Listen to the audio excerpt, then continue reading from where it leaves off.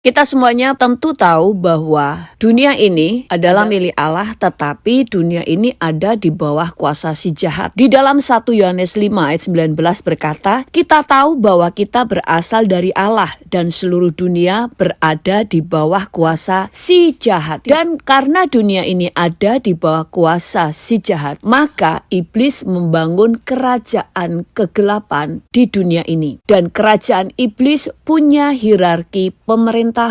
Sehingga di dalam kerajaan iblis ada level-level otoritas yang ada di dalamnya. Seperti yang tertulis di dalam Efesus 6 ayat 12. Karena perjuangan kita bukanlah melawan darah dan daging, tetapi melawan pemerintah-pemerintah, melawan penguasa-penguasa, melawan penghulu-penghulu dunia yang gelap ini, melawan roh-roh jahat di udara. Jadi di sini ada level-level otoritas yang ada di dalam kerajaan kegelapan. Yang pertama adalah roh-roh jahat di udara, kemudian di tingkat berikutnya adalah penghulu-penghulu, di tingkat berikutnya adalah penguasa-penguasa, dan di tingkat tertinggi adalah pemerintah-pemerintah. Dan di dalam setiap level ini ada divisi-divisi pekerjaan iblis dan ada level-level yang lain. Itulah level-level yang ada di dalam pemerintahan kerajaan iblis. Kerajaan iblis ini ada di dunia ini karena iblis berkuasa dan memerintah atas dunia. Di dalam terjemahan Easy Bible Translation dikatakan, kami tahu bahwa kami adalah milik Tuhan.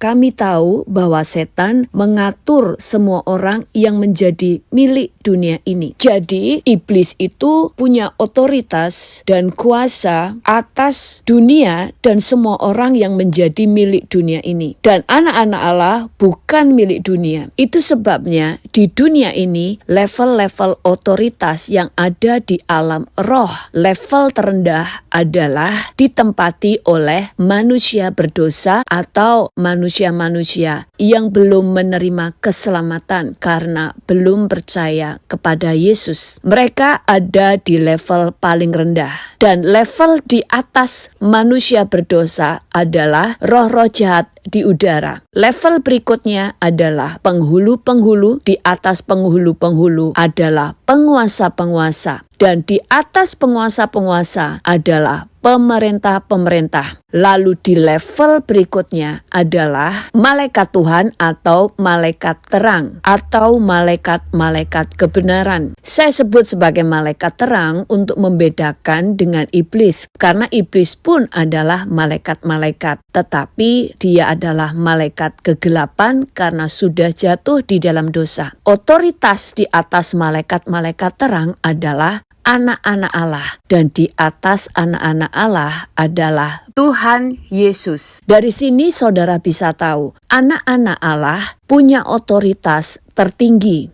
hanya satu level di bawah Tuhan Yesus, atau anak-anak Allah dipimpin langsung oleh Tuhan Yesus. Itu sebabnya anak-anak Allah punya otoritas untuk mengikat dan melepaskan yang ada di dunia ini. Firman Tuhan berkata, apa yang kamu lepaskan di dunia akan terlepas di surga, dan apa yang engkau ikat di dunia ini akan terikat di surga. Anak-anak Allah punya otoritas untuk mengikat kuasa iblis, punya kuasa dan otoritas untuk memerintahkan iblis melepaskan cengkeramannya dan ikatannya terhadap jiwa-jiwa. Anak-anak Allah juga punya otoritas untuk memerintahkan iblis keluar dari hidup seseorang, keluar dari rumah seseorang, bahkan dari kota atau bangsa di mana anak-anak Tuhan itu tinggal. Bahkan karena posisi otoritas anak-anak Allah ada di atas malaikat-malaikat terang. Itu sebabnya anak-anak Allah punya kuasa dan otoritas untuk memerintahkan bala tentara surga turun untuk melindungi anak-anak Tuhan, untuk melindungi kota, dan lain-lain.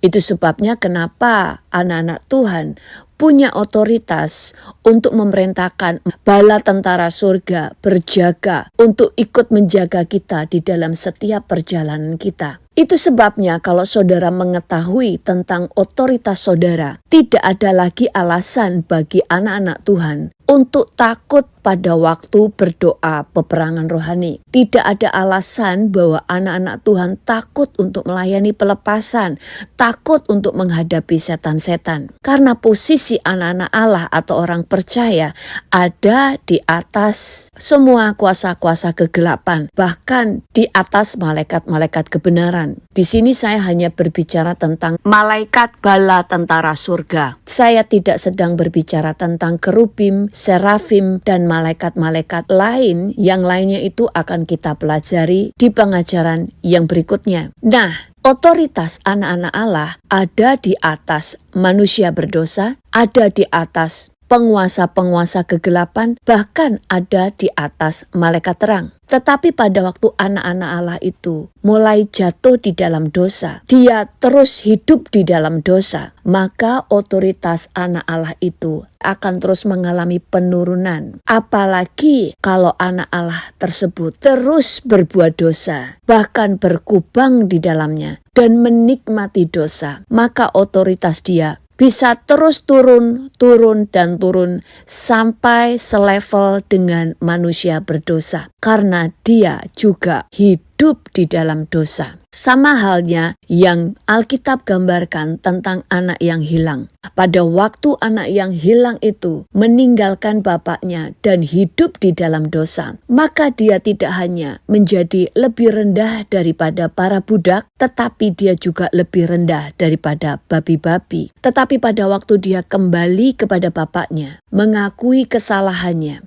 dan bertobat, maka bapaknya mengembalikan dia kepada posisi yang sebelumnya. Dikatakan bapaknya memberikan dia jubah, kasut, dan cincin. Posisi dia dikembalikan dan otoritasnya dikembalikan. Itu sebabnya kenapa sebagai anak-anak Allah kita harus hidup di dalam pertobatan, supaya kita tetap ada di posisi kita, yaitu memiliki kuasa dan otoritas untuk memerintah dunia ini. Karena saudara dan saya adalah anak-anak Allah. Tuhan Yesus memberkati.